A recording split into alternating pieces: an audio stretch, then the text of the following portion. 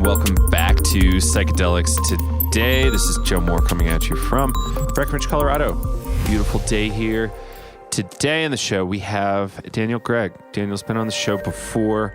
Very interesting character. He's out of Toronto, and last time he was on, we talked about psychedelics and wisdom, like actually measuring wisdom in a university lab setting. So that was really interesting. This time, we get into perhaps a lot more depth, and it was a really interesting talk. Daniel's writing a book that we get to discuss in the show with a professor at the University of Toronto, and is going to be an interesting book. I think his line of reasoning and research is really helpful for the psychedelic community at large. It's certainly not just kind of navel gazing. It's something that could give us practical, measurable things to look at so that we're, not necessarily spinning our wheels in this space. So there's quite a bit of value in this talk. I hope you enjoy it. Again, Daniel Greig, thank you for joining us. And yeah, I guess that's it for the intro. This show is brought to you by Onnit, ONNID.com. And use the code PSY today to get 10% off of your order. Alpha Brain is a really cool supplement they carry. It's been studied. I think they paid for some clinical studies to be done on it, and it has shown some cool effects. I like it quite a bit, especially maybe if I didn't get enough sleep and I'm going into kind of an important meeting or something, or have to record with somebody at 5 a.m. and I didn't sleep well the night before. So things like that, it really helps out quite a bit. Or if you're, taking a test, maybe that'll help too. It's worth trying. It's pretty cheap. It's herbal. It's not, it's a supplement. It's not a pharmaceutical drug. So it's easier to get your hands on and try out. It's safe too. Also, they carry a great supplement, New Mood. Really, really cool supplement. I wish I was taking it every day. It seems to round out the corners of your nutrition so that your brain functions great all the time, less kind of moody. They also got some great melatonin spray with a lavender flavor. You can spray it in your mouth, go to sleep, pretty easy. Also, they've got some awesome coffees, single origin, different brands, not just Onnit coffee, and various drinks. Like I had a mixed chai a while back that was super good from them. I think it was ketogenic and no sugar whatsoever. So yeah, check it out, Onnit, ONNIT.com, and use the code PSY today to save at checkout. Also, audibletrial.com/psychedelics today to get your free 30-day trial and a free audiobook of your choice. The recent Mike J. book on mescaline, A Global History of the quote-unquote first psychedelic, is a really phenomenal book. I loved it. He's been on the show, and a lot of people I know and respect their opinion of think it was a really well done book. I loved the audiobook, so check it out. There's also some great books out there on pharmacology, like Richard Miller's Drugged. That was a phenomenal book going over the history of a lot of drugs and their involvement in humanity and their development, all that kind of stuff. Really, really fascinating read. Some books by Tim Leary out there, Terrence McKenna, and more. So check it out, audibletrial.com/psychedelics today, or psychedelicstoday.com/welcome to find the link, and you just click it and it'll work. So I think that's it for those two upcoming events. I've got Breathwork coming up in Breckenridge, Colorado, February 8th. It's a full-day workshop, Dreams Shadow, Transpersonal Breathwork. Looks very similar to Groff's holotropic breathwork, though perhaps a little different in philosophy and orientation. So check it out, breckbreath.com or psychedelicstodayshop.com to learn more, or just the Psychedelics Today website and click events, or the Facebook page events. And if you have any questions about it, email us, psychedelicstodayemail@gmail.com. Be happy to answer your questions. So yeah, February 8th, Breckenridge, Colorado. It's a Saturday. It's a full day event, like 8:30 to 6:30 or 7:30. It's really hard to constrain timelines on these things, so I always have to be a little flexible with time. And if you're interested, this is the breathwork method that I was brought up on. My teachers, Lenny and Elizabeth Gibson, taught this to us. So it's a phenomenal method. We'd love to have you again in Breckenridge, February 8th. Learn more psychedelicstoday.com under events. So also we've got a Navigating Psychedelics for Clinicians and Therapists course coming up, starts February 6th. We've got European Friendly Times and U.S. Eastern Friendly Times, 7 p.m. in each time zone, so England and New York, essentially. So if you want to join us and take the next step in your professional development around psychedelics as a clinician or therapist, we'd love to have you. This is an 8-week course. It has a tremendous amount of content, and it really is what I wish I had in my undergrad. It would have saved me years and years and years of time. A lot of mistakes, a lot of heartbreak, and potentially would have helped me understand my career path better around mental health and psychedelics. So this is something that if you really want to dig in, you can take this course at home online. Every session, if you can't make it, will be recorded. So, you're sick one day or have to, catch a flight on an emergency or something, you can catch the recording and then jump in right on the next week. So we'd love to have you. You can learn more at psychedeliceducationcenter.com or under psychedelicstoday.com. And under education, you can see the options there. So if you have any questions on that, please email us. We'd be happy to talk to you. psychedelicstoday@gmail.com. And that's it. Thank you all for tuning in to Psychedelics Today. I hope you enjoy this episode with Daniel Greig. Hello, everybody. Welcome back to Psychedelics Today. Today, we are joined again by Daniel Greig. You joined us probably over a year ago at this point to talk about consciousness and psychedelics. And I forget what else we were chatting about. Maybe the Toronto Psychedelic Conference or something that was happening up there. Yeah, a little bit of that, a little bit of wisdom. Yeah. Awesome. Well, it's great to have you back. So you have a project coming up. You're co-writing a book, if I understand that correctly, about enlightenment, which is really exciting. So let's just dig right in. If people want to get to know more about your story, we'll link back to your other episode and people can go listen to that. So yeah, let's just jump right into it. All right, let's talk about it. So we're recording this a bit in advance, but depending on when this comes out, there should be a crowdfunding campaign that has been launched right about now. For this book, I'm trying to create something which is akin to a sacred text and also a scientific text, at least insofar as I can manage accomplishing both of those at the same time. The subject of the book is enlightenment, as you said. It's a very big topic. And as a result of it being very complex and sort of having this shroud of mystique, I wanted to integrate many different domains and many different ways of communicating perspectives to people to make this book as effective as possible. And the way that's going to take place is by creating an artistic story that one will go through as they progress throughout the book. So it's not only going to be a theoretical piece of philosophy and science, but also there's a lot of art for the purpose of contemplation as well. Mm-hmm. Let me give the title of the book and the spiel, and then you can jump in and tell me if I need to clarify anything. Yeah, let's do that. So the book is called The Cognitive Continuum, From Insight to Enlightenment. Now, the primary title of the book, The Cognitive Continuum, refers to a key idea that we're going to be elaborating in this book. And by we, I'm also referring to Dr. John Vervaeke.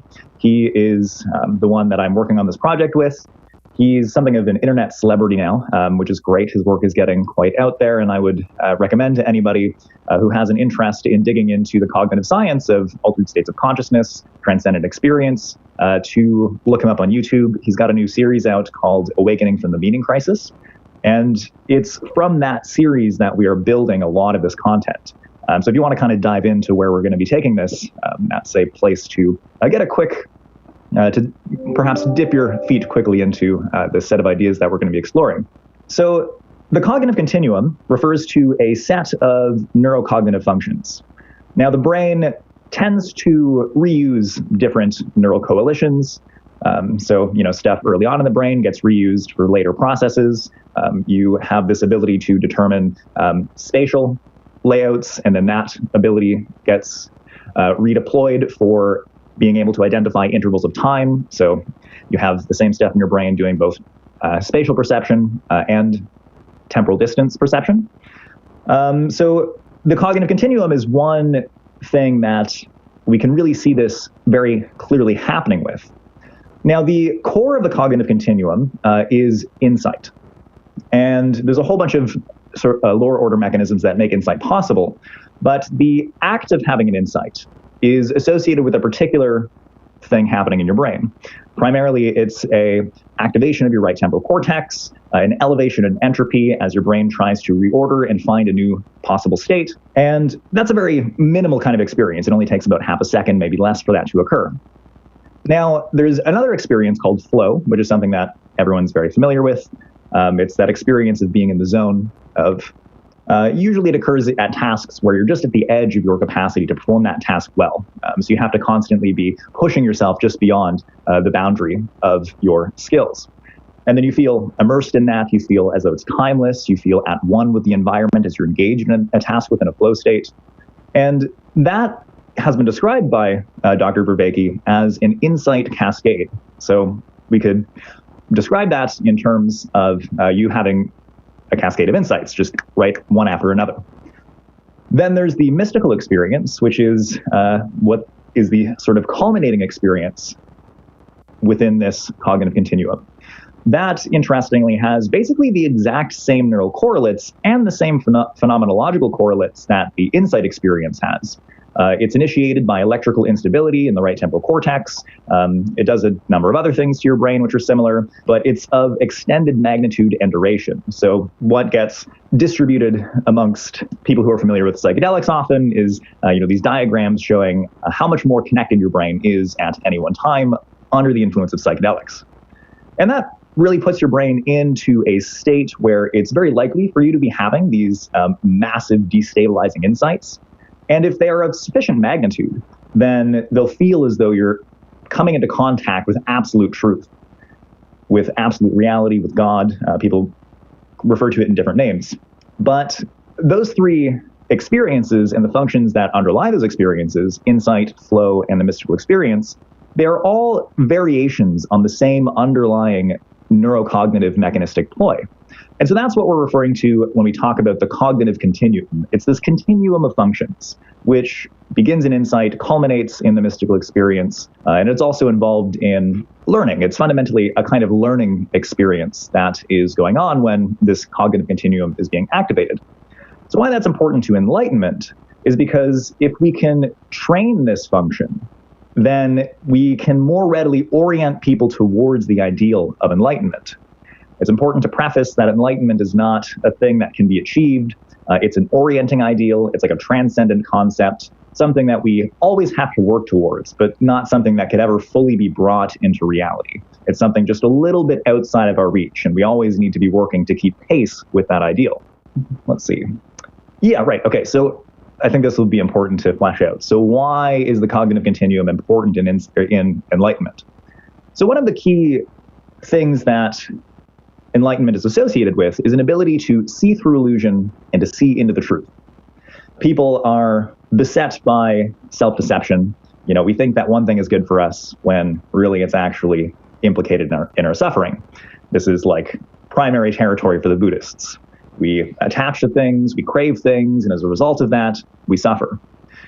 So what is the problem that human beings are faced with is how do we take our natural capacity to care for things, to attach for things, to grasp for things, and how do we transform that such that it's aligned with not only our best interest, but the best interest of the community as well? How do we make sure that our perceptions, our construals of events are in everyone's best interest for as long as we can possibly manage? Now, in order to be able to orient one's perceptions and construals in line with this higher principle of the good, you need to have a degree of cognitive flexibility. So now we're going to get into a lot of stuff which is relevant from the last episode that we had recorded together. We talked a lot about the various components of enlightenment, of wisdom, rather. So wisdom is definitely a key characteristic of enlightenment, but enlightenment can't be reduced to only wisdom. Wisdom features things like being sensitive to uncertainty in the environment, making sure that you're taking into account a bigger picture construal of events, making sure you're not just gravitating towards one emotion, but experiencing a complex array of emotions when you're considering difficult problems. All of these things are important to wisdom, and they're also important to enlightenment. Now, in order to engage in those skills, you need to be able to reframe how you're seeing things so that you can take other people's perspectives. Being able to transition and to take somebody's perspective for a moment and to step outside of your own is a powerful capacity for checking and balancing where your desires might be miscoordinated or misaligned with your or everyone's best interest. And to be able to engage in that perspective taking or in a reframing of events, we require the functions in that cognitive continuum, right? Because insight precisely is an experience of reframing something, of coming to see things in a new light. So if you can develop through meditation, through the use of psychedelics, through various practices, embodied practices in particular, I think are very important and underemphasized. You'd probably agree with me on the breath work, that breath work is massively important in being able to hone one's perceptions, understandings, do the self-work required to see past one's own biases, etc.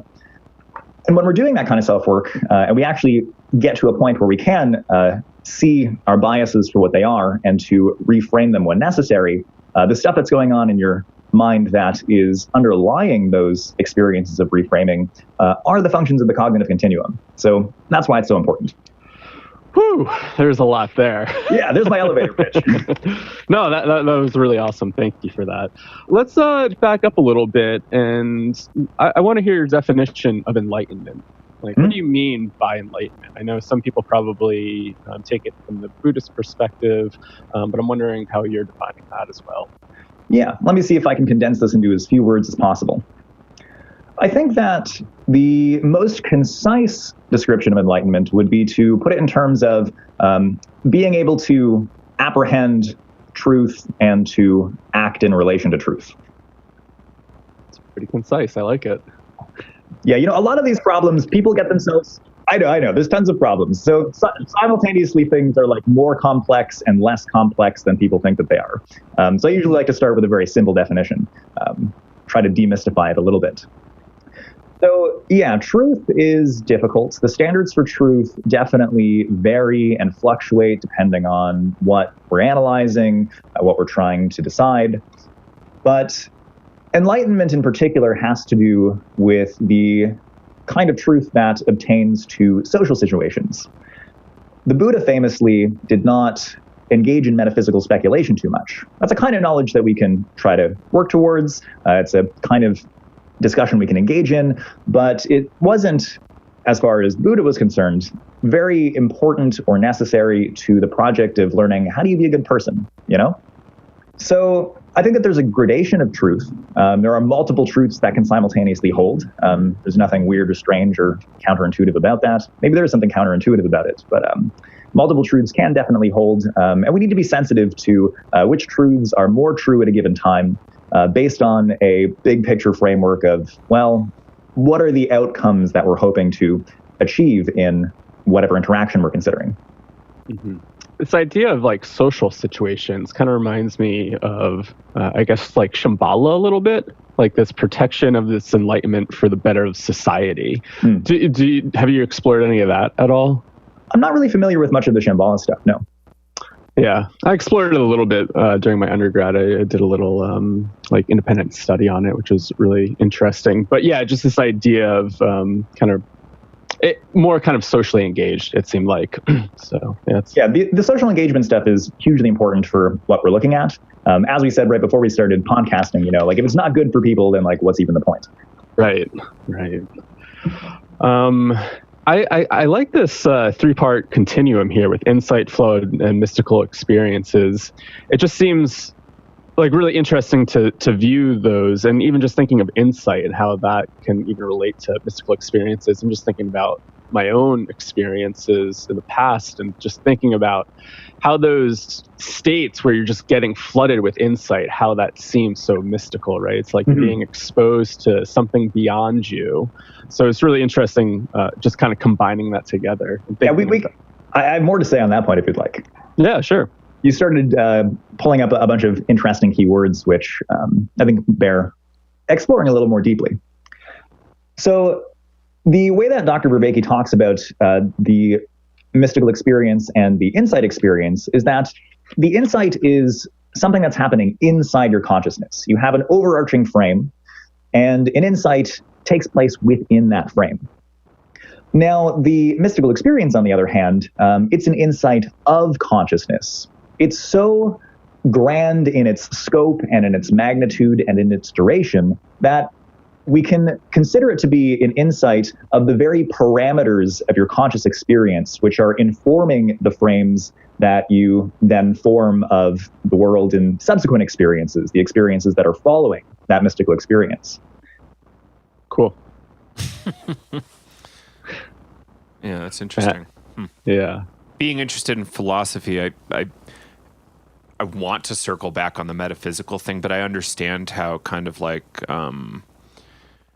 futile that can feel, and perhaps not helpful for the individual. Though, what if we are making quite a bit of metaphysical assumption and we're very wrong, and perhaps there's a situation that develops downstream.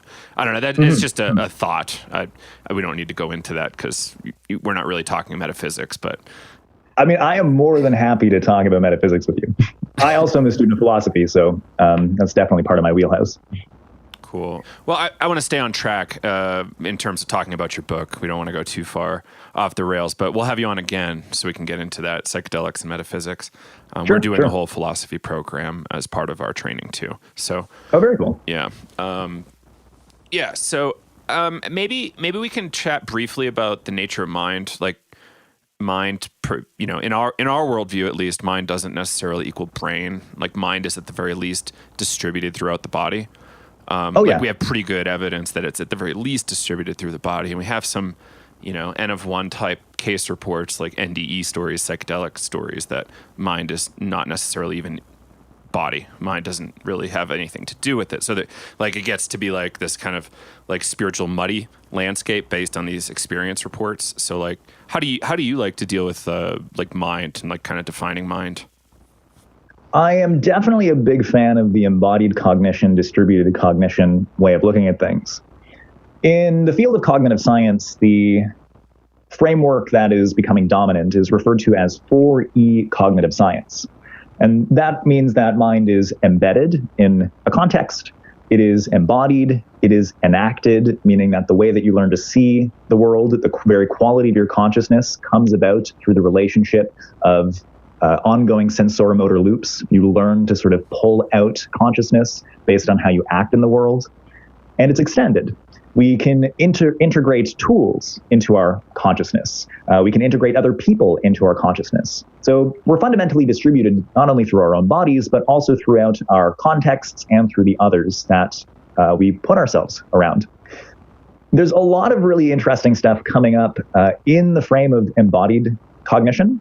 For example, one set of studies that I've been really trying to talk about as much as possible are a set of studies which use EEG, so electrodes in the brain, picking up brain wave patterns, but also pairing that with EGG, which stands for electrogastrogram. So they'll also put a set of electrodes on the stomach.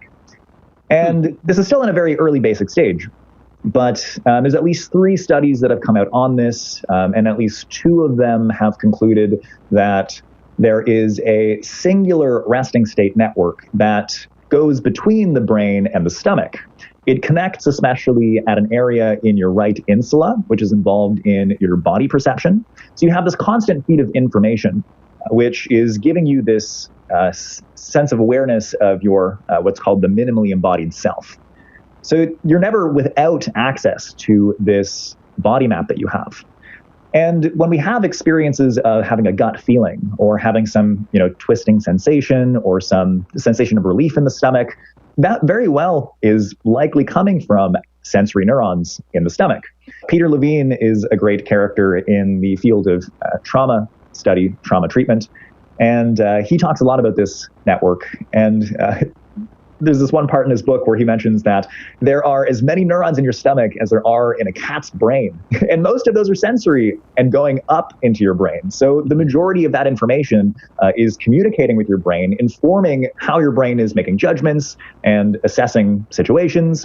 And I think that being grounded in that sensation of the stomach is massively important for honing your intuitions, for coordinating your insights and your experiences with that which is true. Because you can rationalize and think all day, you know?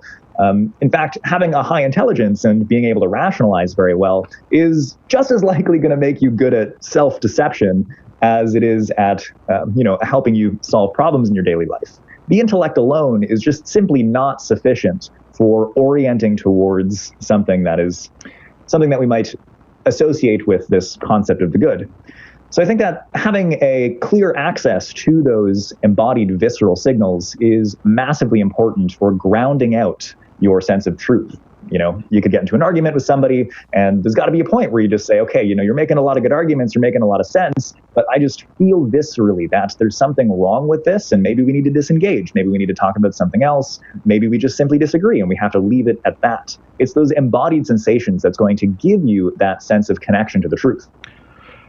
Totally. And I can totally relate to that, kind of coming from a somatic lens, just even thinking about like the vagus nerve traveling from the brain stem down to the gut, right? And, it's this wandering nerve system and picking up all this sensory information internally.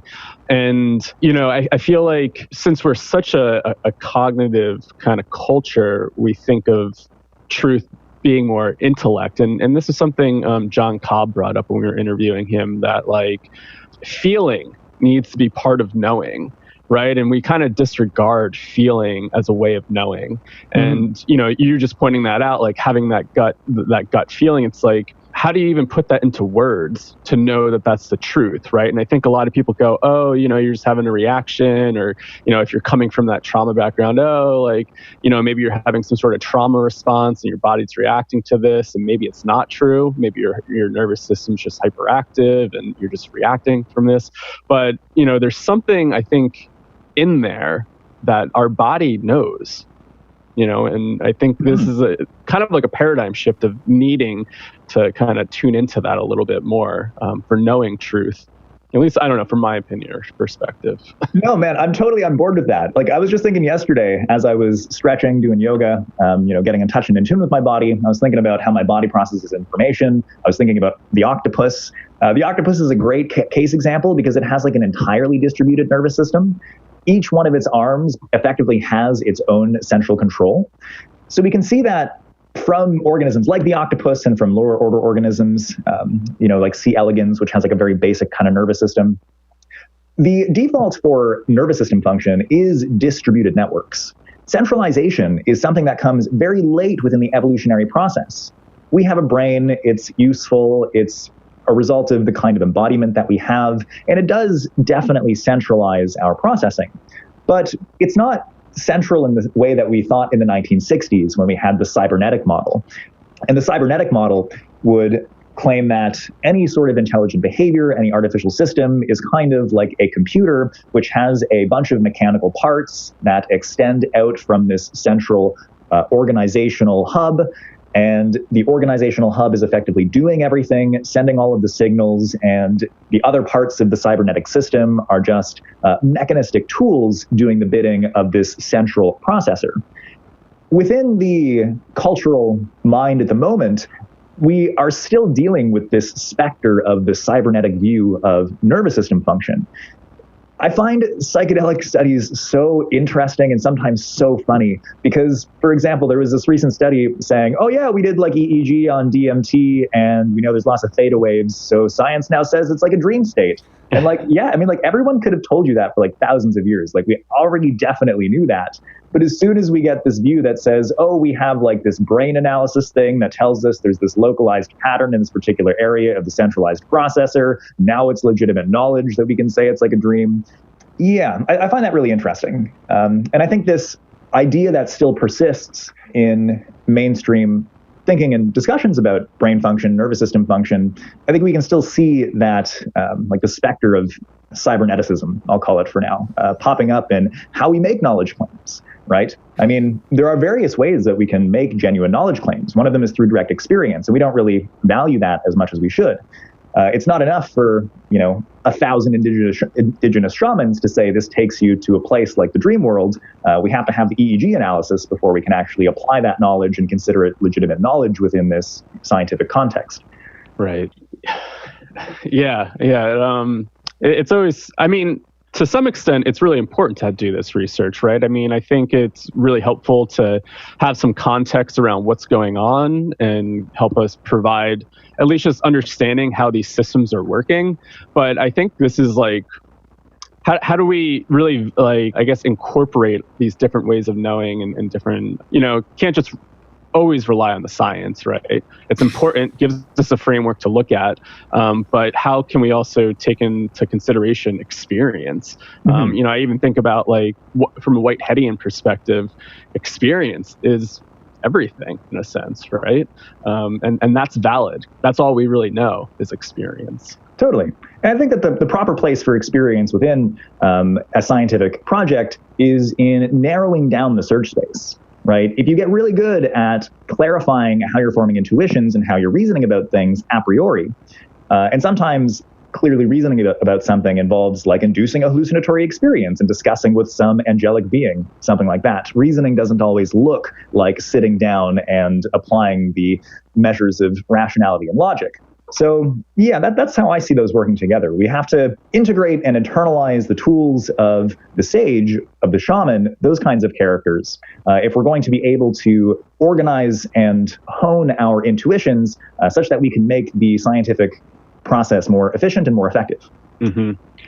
Yeah, and I guess on the flip side, sometimes we would have these, I just wrote down when we were talking about meditation, psychedelics, and this idea to see past our biases, that sometimes our experience is like, how do we even know that's truth, right? Could just be experience. And so I think this is why we need both sides and need to find some sort of common ground, right? We could have a really profound experience that becomes our truth, but it's also very biased at the same time, right? Yeah. And so how do we know from an enlightened perspective, I had this mystical experience, I know this to be true, and so therefore I can kind of cut through these biases that I see on a day-to-day basis. But again, like, that's your experience as well, right? So the experience of truth is just that. It's an experience. It's something that we can trigger independently of any content at all. A lot of people will come out of their mystical experiences and just say, there was just truth there. And then you ask them, well, what was it saying? Where were you? What happened? And they're like, I don't know. There was just like a lot of good information happening. And I feel that I contacted something that was true. And it was like, well, what was the truth about? It was just about the truth. So you're basically having like a brain spasm, like in the area of your brain that processes comprehension and understanding. That's what the right temporal lobe does. It gives you this phenomenological signal of understanding when you're actually engaging with information coming into you in such a way that you can actually grasp it and work with it and respond to it. So we can definitely trigger those kinds of experiences of the truth independently of anything at all. But the important thing is, going back to the embodied stuff, that sensation in the body. So Rosalind Watts just put out a paper, and I read it yesterday, and I love this paper.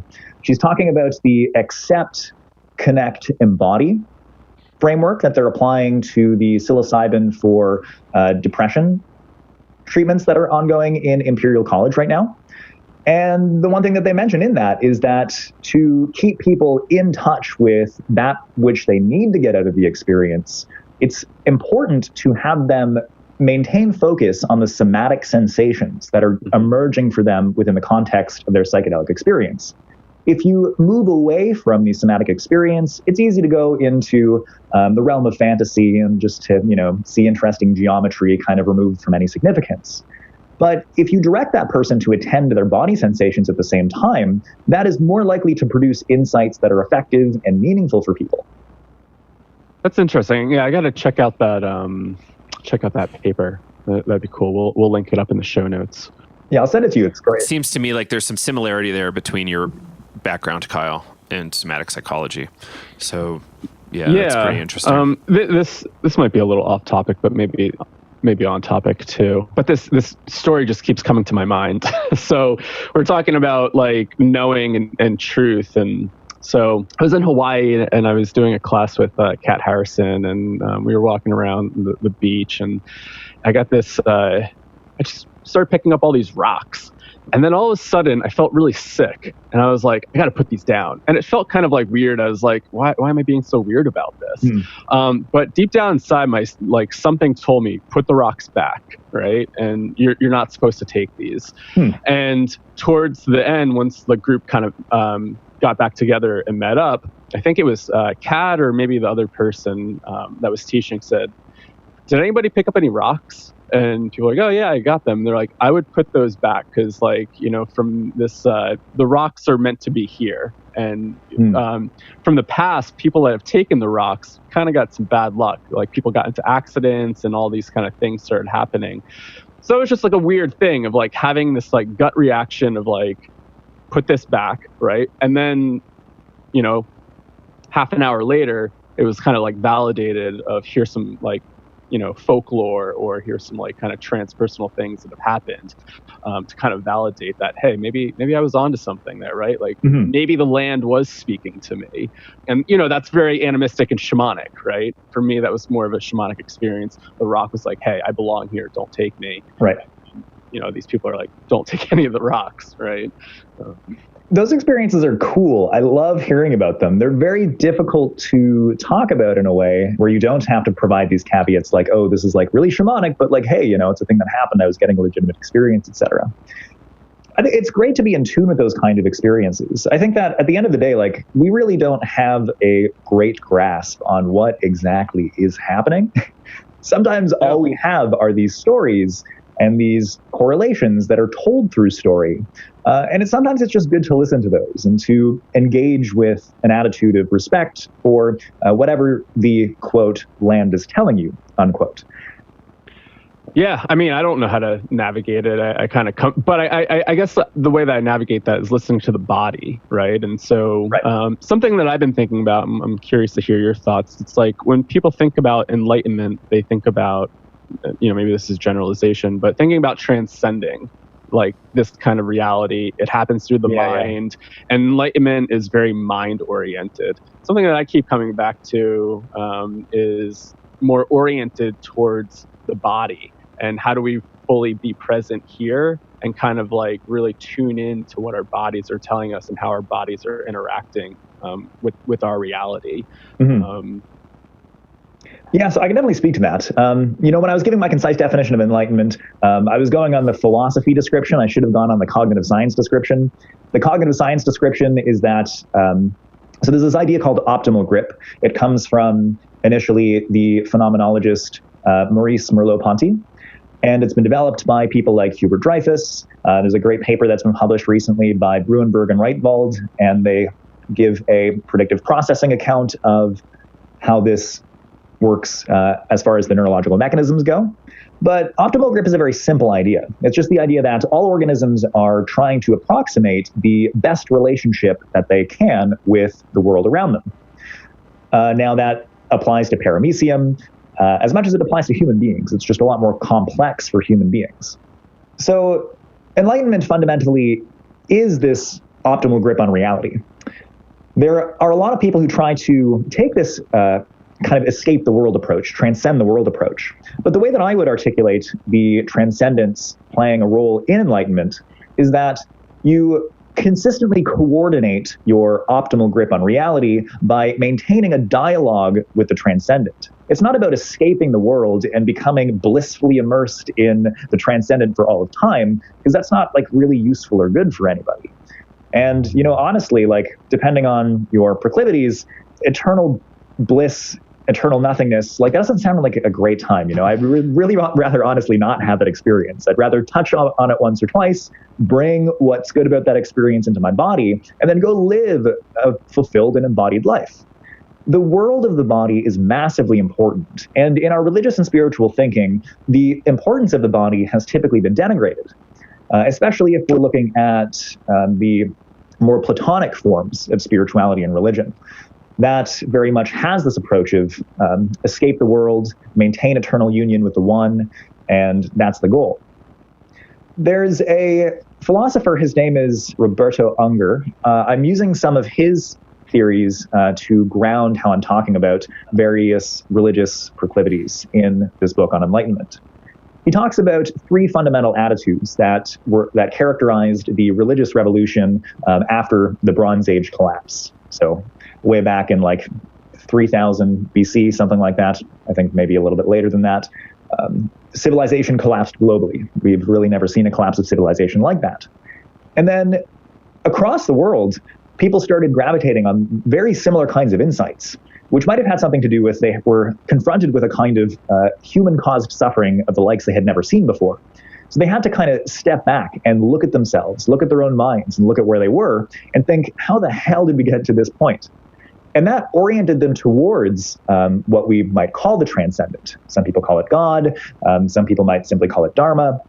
But at this time, you have a split in how people see their world, where prior to the Bronze Age collapse, you have this worldview called the continuous cosmos, where everything is different by gradation only. The difference between the divine and you or I is simply a matter of power and glory. And if we can become sufficiently powerful, and sometimes that involves just accumulating a lot of wealth, then we're effectively gods. That's why the Pharaoh of Egypt was a god, and that's why Alexander the Great was a god. They had enough power to be warranted being considered equivalent to the deities of their time. Now, with Judaism, with Greek philosophy, with Buddhism, we have a stepping out of this, and the world is split in two. And we get the concept and the importance of the transcendence coming into people's worldviews. We get what's called the two-world model, where you have the illusory world of everyday appearance, and then you have the transcendent world, which is more real and more good, which is always fundamentally just above and beyond where we are here and now. And so if you look at the philosophies of Plato and the philosophies of Buddha, the point in those is effectively to learn to reside eternally within absolute reality. I'll just use that term for it right now. There's the absolute reality and the illusory reality. And the goal of the sage, as per Plato, is to engage with the phenomena of appearances around us such that we travel the phenomenal experiences that come from our engagement with reality. Often that's beauty. Beauty is an experience that begins in the appreciation of bodies here on earth, but can lift our senses up such that we can then contemplate the eternal above.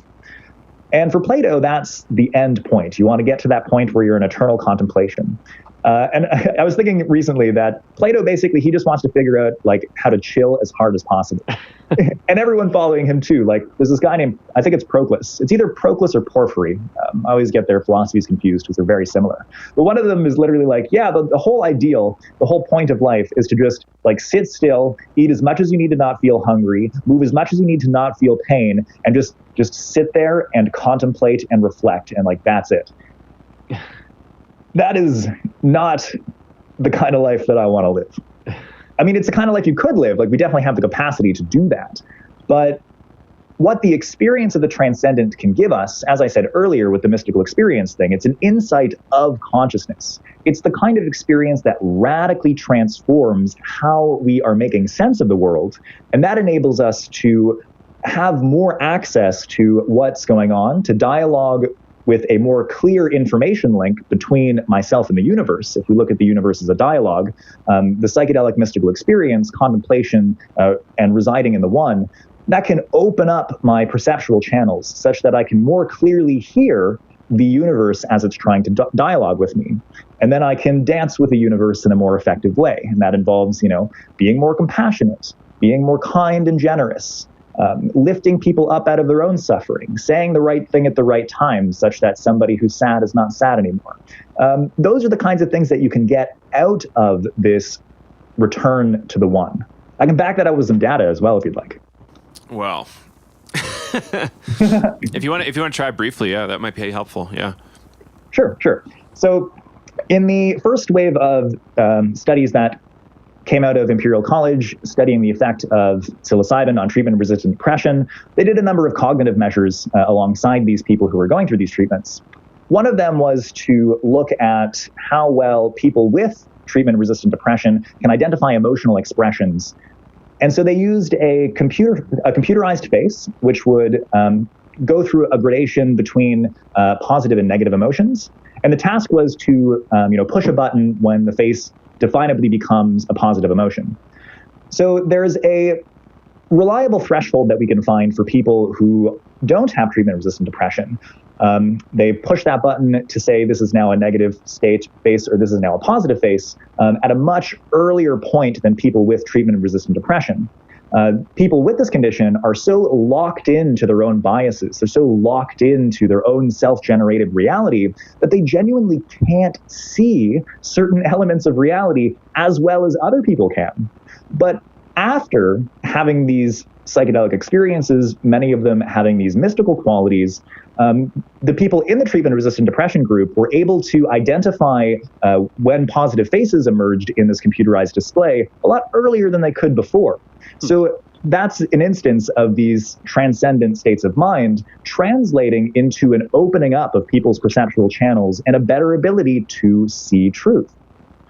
Right. Yeah, it's really interesting. And like when I think about just even facial recognition, and I think about like trauma, people that have been through a lot of trauma just are more likely to see the negatives in facial recognition. That was something that came out of the MDMA research as well, is that there is, obviously more empathy produced, but also this experience of seeing the therapist not as threatening. Right. And then whenever I think about this whole theory I think about like the polyvagal theory and thinking about putting social interactions and relationships at the forefront of this, of trauma treatment, stuff like that. I don't know where I was going with that, but just something that came up as you were describing the face stuff. I think the theme that's becoming apparent out of what you're mentioning is the importance of this holistic distributed network processing stuff. Because, so people with trauma in particular, the vagal nerve mediates a number of responses, right? We can have this activation response where people are going into fight or flight mode. It can also promote social engagement, or it can result in shutdown, which very literally does shut down the channels of information between your brain and your body. I'm somebody who has very much had that exact experience. I spent like maybe 10 to 15 years of my life in chronic dissociation. One of the things that I got out of cannabis was that it was the only thing that actually made me feel real. It was so weird when I first tried it. That was not what I was expecting. And then I was like, yeah, I actually feel in touch with reality. I feel present. Where prior to utilizing that medicine, I just felt as though I was observing reality from behind a screen, from behind a movie screen. I was trapped inside a glass box, and I literally barely had any emotions. It's not a good place to be, and it's not a place where your intuitions are going to be very well coordinated. You're just going to be running on these loops based on the experiences you've had. And if that's the kind of state of mind you're in, usually those experiences haven't been very good. Mm-hmm. And I guess, just even thinking about this, it kind of comes back to this, like when I think about enlightenment of being kind of like this body-oriented thing, when I think about being able to take the transcendent, have these experiences where we're experiencing insight and then this bigger kind of picture, the mystical, and then being able to come back and embody that and, really be here and work with some of those triggers, right? And work with the body. So if we're able to come back and even address and kind of tap into the nervous system that way and embody that, right? I think that's like, we can show up and create better relationships with ourselves, with our, family members, friends, and then what's the ripple effect there, right? If we can all kind of get, more emotionally regulated. Totally.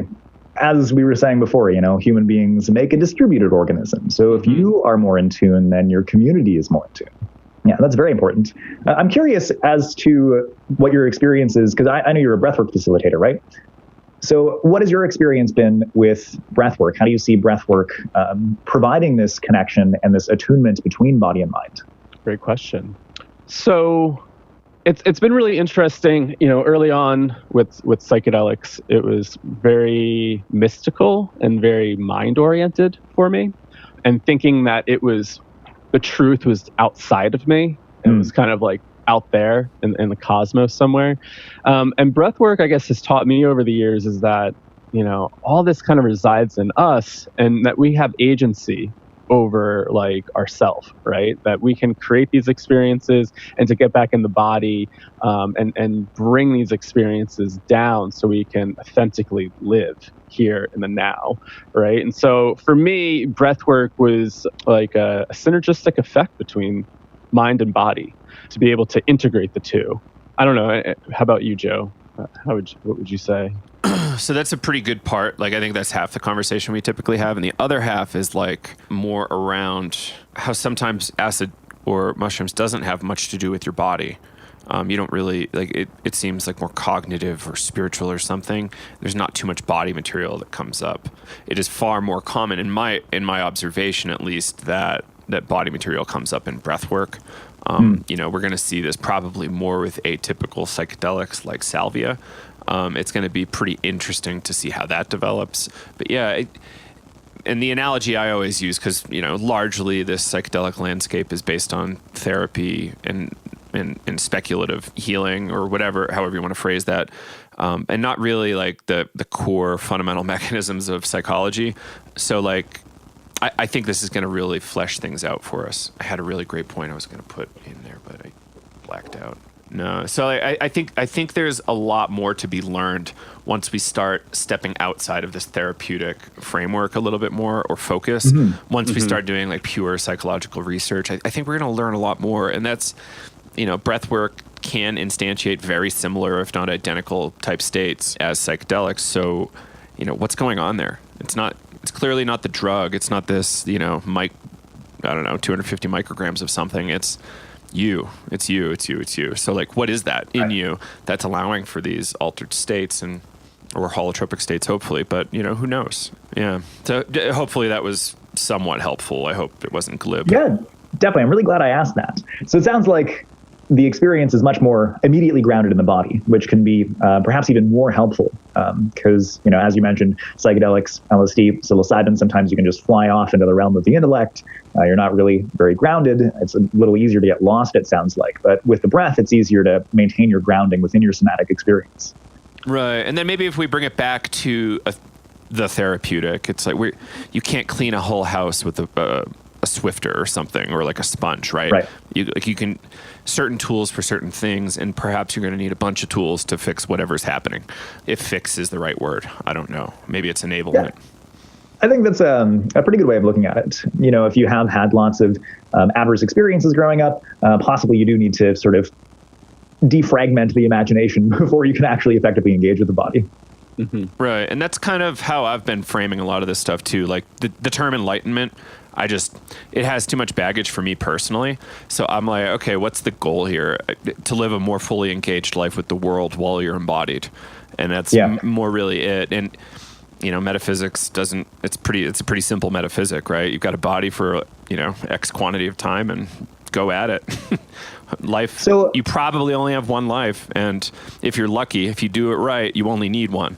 Like, that's a, you know, kind of pop culture meme I read the other day. I mean, it works for me. You know, I'm with you on sticking to simpler terms. Enlightenment is not something that I use very often, and it's definitely not what I would have oriented towards if I were writing this book on my own. Dr. Vervaeke had an idea for what he wanted to do, and he sort of roped me into this project. And, you know, I can give you a bit more on why the word enlightenment might be useful.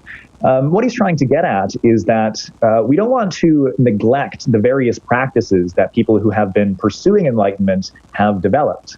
And the language of transcendence and the language of enlightenment and all of these things that seem at their face metaphysical are actually powerful metaphorical tools that allow us to relate to our bodies, relate to other people, and relate to the world in a way that can promote this pro-social optimal grip through our body with other people here and now. So one of the things that we preface right off in like the first few pages is that the language used to train the brain is not the same as the language used to explain the brain, but we can explain why that language trains the brain in the way it does. So that's a set of ideas that we're trying to get at when we're using enlightenment, and we're trying to incorporate the more mystical practitioners. If you look at people like Sam Harris or like Robert Foreman, who have developed scientific frameworks of enlightenment, they really focus on a very minimalist Buddhist idea of enlightenment. Sam Harris, in his book Waking Up, just says enlightenment simply is the epitome of stress reduction. But, you know, right. Yes, I can see your face, and I know Sam Harris, he likes to simplify things and maybe a little bit too much. He's a pop figure, right? Like, Like he's, very helpful for sure, but it's almost like he's that character parodied on TV sometimes of like, oh, like I'm the philosopher that's getting popular. And then like everybody else is like, what are you doing, man?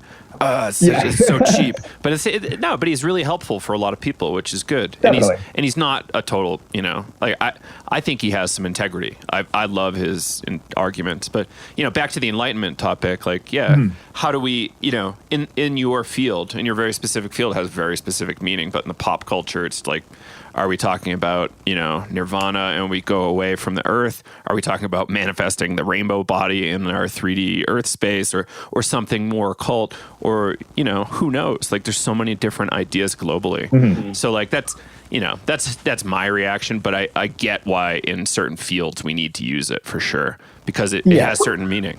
Like totally. We're not going to redefine the amygdala and like say, But we maybe need to redefine enlightenment. Yeah. At least so we're all talking about the same thing, which is, I think, important. Helpful. Yeah.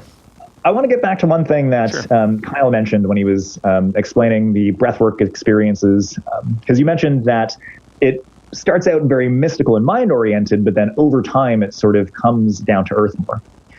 So there's a Buddhist principle that I really like to talk about, which gets at this idea exactly. And I think it's really helpful for people to apply to their psychedelic experiences, because very often people do encounter the grand mystical experience. They experience, the Pleiadians coming to talk to them, or interdimensional dragons telling them that the military is collaborating with dragons or something. It's one of my favorite videos on YouTube of a guy who just did ayahuasca talking about that. He's not wrong. I mean, maybe. It depends on how we're interpreting those terms. Yeah. There's certainly some truth in there. So the Buddhists talk about the difference between gross consciousness and subtle consciousness. So, gross consciousness is like what's very obvious here and now. I'm looking at a computer screen. I can see you're nodding. That's all I can experience in my gross here and now experience of consciousness. But at the periphery of this experience is a very subtle form of consciousness. And there's a gradation all the way from the most gross and obvious kind of consciousness and that which is the most subtle. The point of a lot of Buddhist practice is to traverse that continuum, starting with the most gross and obvious version, and then tracing it back to the subtle consciousness. Now, the way that looks is, for example, in Tibetan Buddhism, there's a few easy to find and accessible videos of the Dalai Lama talking about these ideas. They mention that it's sometimes necessary for some people to begin by, say, imagining a deity right in front of them, and then relating to that god as though it's a person. But as you progress in the practice, you want to get to a state where you are peeling away the levels of phenomena until you're getting to a more clear and spacious and subtle form of consciousness, where there isn't this visual object that you are bouncing off of to internalize the benefits of the meditation. You can merely sit there in silence and still be said to be working with the deity that 10 years ago you had to imagine in front of you, but now you're in a silent, clear mind sort of meditation, in touch with the subtle forms of consciousness which are involved in how you fundamentally frame reality. And you can just network in with those directly. I think that there's something to be said for the idea that these subtle forms of consciousness might be the sort of pre-cortical areas of the brain, because we don't really get full conscious perceptions from early midbrain and low brain processing. But I think that the idea that is being gone at here with this gross to subtle consciousness distinction is that we can slowly learn by first starting with these obvious mystical perceptual experiences. We can traverse those back to gain more and more control over our neural hierarchy until we can tap into and control the stuff in our mid, low brain and in the body. Yeah, and so that was coming up in what you were saying, Kyle. You actually did go through that experience. Yeah, and as you're talking about that, it just kind of reminds me of like, kind of like shamanic initiations, right? Of like being blasted into this like numinous space at times and then having to find your way back, or even just like needing to put these maps together. And sometimes you need, like, I don't know, just as you were saying, like, oh, first start with this deity and then work your way up and then you're there. It's just like, seems like it is helpful to kind of to build these maps, right? And that deity might be one territory of that map. And so as we start to define that, we can then go, oh, well, that's all part of it. I don't need to necessarily see that all the time. It's there. So that was something that was kind of coming up as you were talking about that. I want to come back to psychedelics. And, I think this is a topic that we see float around in kind of like more mainstream type of thinking. It's like psychedelics lead to enlightenment, right? Maybe like a shortcut to enlightenment. And is that something that you're exploring in this book, or what's your take on that? How do you view that kind of statement? So yeah, we're talking about mystical experiences. So we definitely have a whole bunch of stuff going on in psychedelics. And that was one of the things that I was brought onto this project to work on specifically, was to, hash out what's going on in psychedelic research that we can apply to this framework. So psychedelics, they can be good, of course. They can be very helpful. We talked about depression earlier and helping to sort of unlock the perceptual channels of people with depression as they've sort of locked themselves into their own self-generated biases. I feel like as I say self-generated biases, I should clarify that I don't mean people are at fault for their depression, but that their own self-organizing networks within their brain are responsible for their ongoing states of suffering. It's an important distinction. Mm-hmm. So yeah, these experiences, they can be radically transformative, but it's not just the experience on its own. It's the framework that initiates and integrates the experience as well. This is not particularly news. I think that's been a constant theme that's come out in the psychedelic therapy research. It's not just the drug on its own, but it's the drug within this particular kind of framework. So the framework that we're talking about is a little bit outside of therapy.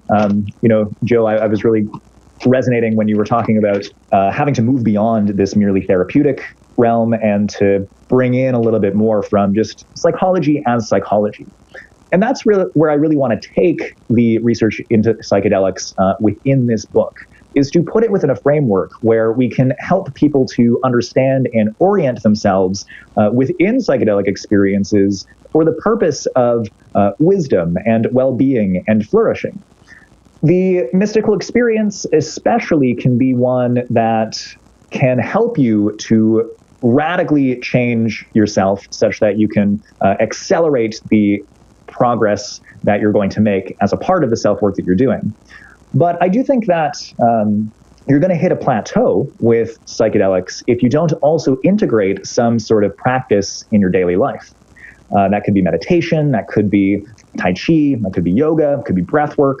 That could honestly even just be reading a lot of mythology and familiarizing yourself with a lot of symbolic frameworks, so that when gods and goddesses or various landscapes show up, you have the knowledge to interpret these symbolically and metaphorically. If you're not really doing any of that work on the side, then sure, you're going to benefit from psychedelics maybe once, maybe 5, maybe 10 times, depending on where you're at. But to get yourself to continuously be engaging in the always upward trajectory that we call enlightenment, you do need to have what we call an ecology of psychotechnologies. Psychotechnologies are these tools that have been developed to interface with our existing cognitive mechanisms, to gain control of them, and then to transform them. Meditation is the paradigmatic one, but it's certainly not the only one. And also, it's important to emphasize that one psychotechnology is usually not enough. You can meditate all day, every day, but you need to also have a complementary practice. Usually in Buddhist contexts, Vipassana, insight, or what we call mindfulness meditation, is provided the complement of compassion meditation. And those are doing two complementary functions. The Vipassana meditation is helping you to hone your attention, to be able to maintain your attention, and to be able to focus on a singular point for an extended period of time. Whereas compassion meditation is doing precisely the opposite. It's getting you to begin with your awareness of yourself, but then to extend the emotion of compassion to one other person, another person you don't quite relate to, another person you really can't relate to at all, and then continue to go until you extend compassion to like every living being in the entire universe. So the difference between these is that in the Vipassana meditation, you're doing what's called scaling down onto the fine details, onto the particulars. And in the compassion meditation, you're scaling up to look at the big picture. And these things work in a trade-off relationship. to make insight all the easier, all the more readily available. In our research on insight problem solving, both of these methods of scaling down and of scaling up can facilitate insights, but it depends on what you're doing and where you're doing it and why. So one practice usually isn't enough. You need to have a set of complementary practices, and that applies to the work that you're doing on the side of psychedelics as well. And I would say that if you're using psychedelics very frequently as part of your practice, that you probably should also be doing some kind of body work as a complement to that. You know, as you both mentioned, it's very easy to sort of get lost in the realm of the intellect. So having something like Tai Chi or yoga at your disposal to bring yourself back into the body and to connect to the somatic sensations, which are a part of the distributed cognitive processing networks that your body truly has at its disposal, is going to be really powerful in helping you to make the most out of psychedelics.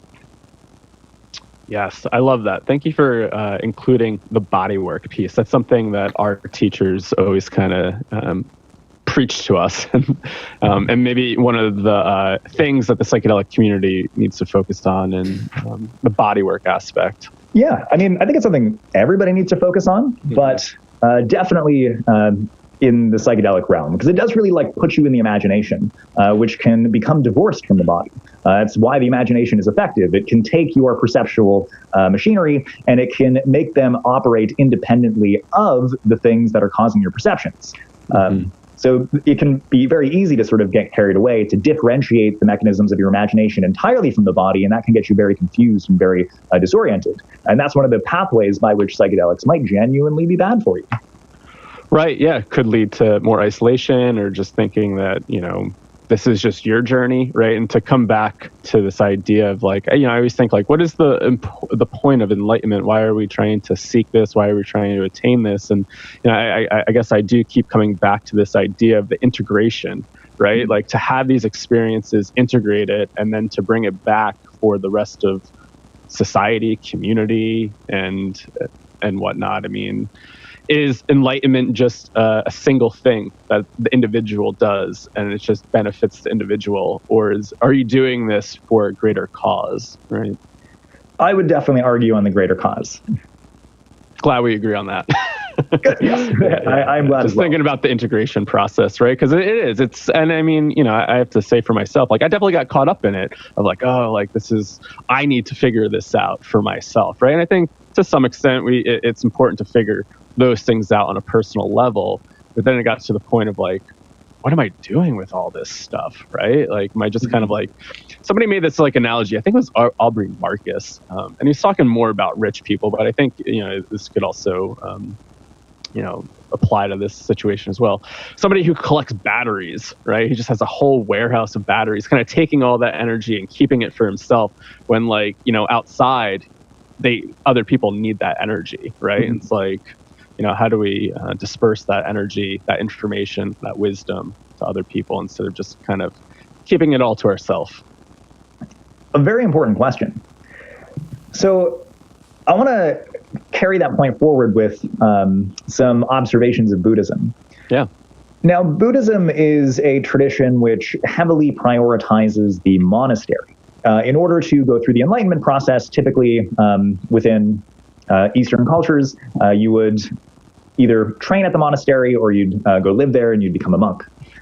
And one of the interesting things about the monastery is that it was a means for social mobility.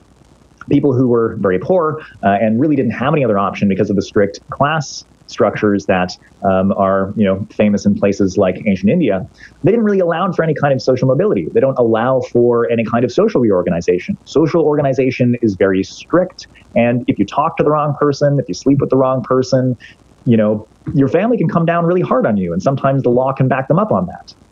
So Buddhism emerges at a time where we don't really have the ability to reorganize our relationships. We don't have the ability to reorganize the world around us. So what we have to do is we have to build the monastery. We have to build a place outside of society where you can leave a community and go enter another community. And the way that Buddhist thinking is often articulated is that you meditate for the good of every other human being. That's the bodhisattva ideal. You're not meditating for your own good, you're meditating for everybody's good. And the idea there is simply that if you do meditate all of the time, it will just somehow be good for everybody. And it's not really clear how. There are a number of behavioral prescriptions within the Eightfold Path, right? It specifies that right action is a necessary part of the Eightfold Path. You have to treat people and have relationships properly. But I think that the institution of Buddhism and a lot of the teachings coming out of that still bear reference to a social structure in which movement is not really possible. But within our context, that's not true. We have a massive ability to be able to restructure our relationships. We have something of an infrastructure of social movement and change. We know we have the streamlined process of like organizing a protest, networking in this particular domain, et cetera. So social reorganization, social networking, all of that is immensely more possible for us than it is for the Buddhists who initiated the Buddhism that we see today. And so I think that's really important to think about when we're looking at enlightenment and we're trying to look for various models of enlightenment. Now, Christianity is almost entirely the opposite. You definitely do get monastic communities, people who think that you need to escape and just live on your own, excluded from society. But that's not what's at the core of Christianity.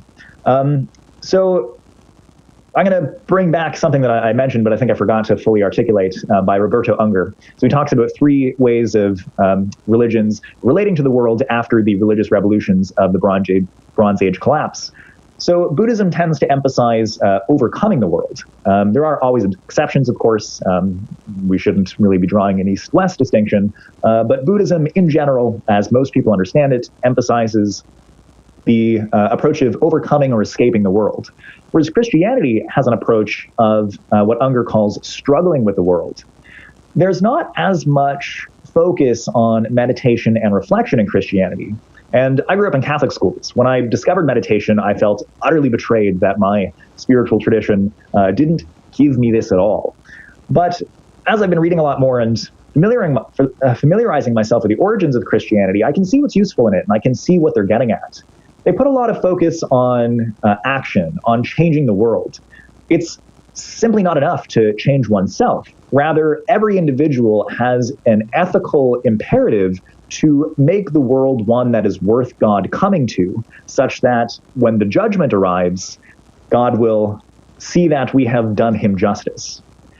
So that's, I think, an important frame, a very useful frame, that we should be focusing on action, organization. Like if you look at Christ, he's kind of like a left-wing radical on steroids. He's like cosmic superhero left-wing radical.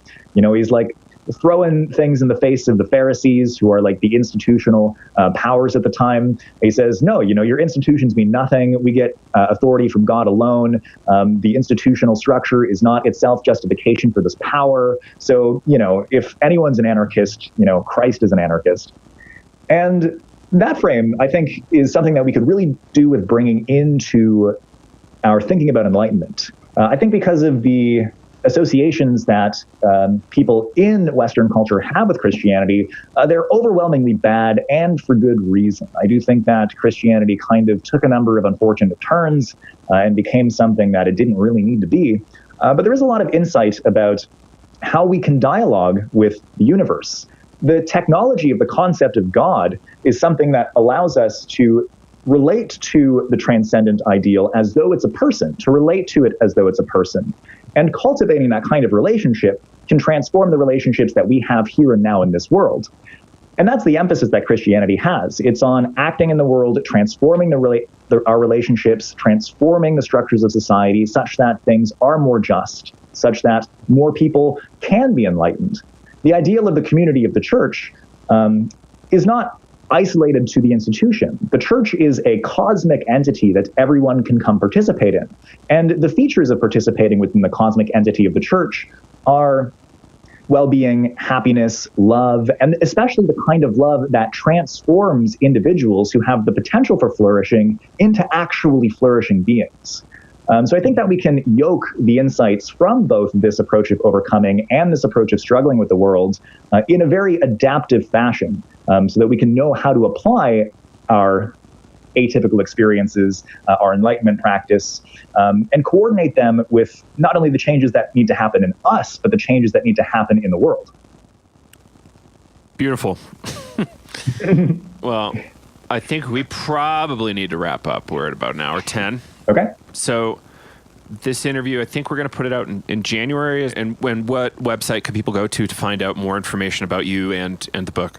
So my website is sonofdawn.com. I have a bunch of content on there, lectures that I've done, interviews that I've done. You can find some music that I've done on there.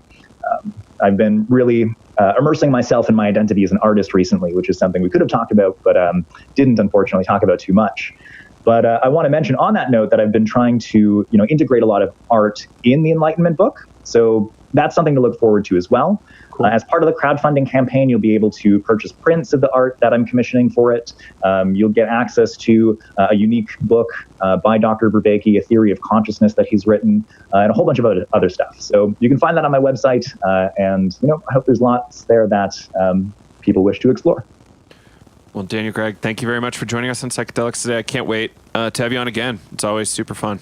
Yeah, I had a great time. Thank you for having me. And there you have it, Daniel Greig on Psychedelics today. I hope you enjoyed that. It was a pretty fun episode for me. I was really stretched, I guess, philosophically stretched by our conversation. It was fun. I got to see some new angles there, and I hope you did too. This is a really brave new world, pardon the pun. There's so much research to be done. It looks endless to me, like easily decades of research left to be done. And as time goes on, I think there's going to be new, exciting, and promising research avenues opening up all the time. Once we expand beyond therapeutic use cases for PTSD and whatnot, depression, anxiety, OCD, there's going to be some enormous frontiers. The human spirit is vast, the psyche is vast, and we're just scratching the surface. So I hope you see the promise and a little bit of the perils, but I mostly promise. And I hope you enjoyed that episode. And if you want to support Daniel's book, I hope you do. We'll have a link to his fundraising site in the show notes, so check that out if you want to support the book. And yeah, stay tuned on Daniel Greig. I think he's going to do great things. So, definitely stay tuned on him. And again, we've got Navigating Psychedelics for Clinicians and Therapists starting February 6th. To learn more, go over to psychedeliceducationcenter.com. To save 10% at Onnit on supplements and food, go over to Onnit, ONNIT.com, and use the code SciToday at checkout. Audible, if you want a free audiobook and a 30-day free trial, go to audibletrial.com/psychedelics today or psychedelicstoday.com/welcome. And you can pick all sorts of great psychedelic or drug related titles and really dig in. The Psychedelic Explorer's Guide is a no-brainer. If you haven't read it yet and don't have it on audiobook, really take this opportunity to go get your free copy. It's an amazing book and essential reading if you're in on this topic. You can leave us a small monthly donation, as small as $2 a month at patreon.com/psychedelics today.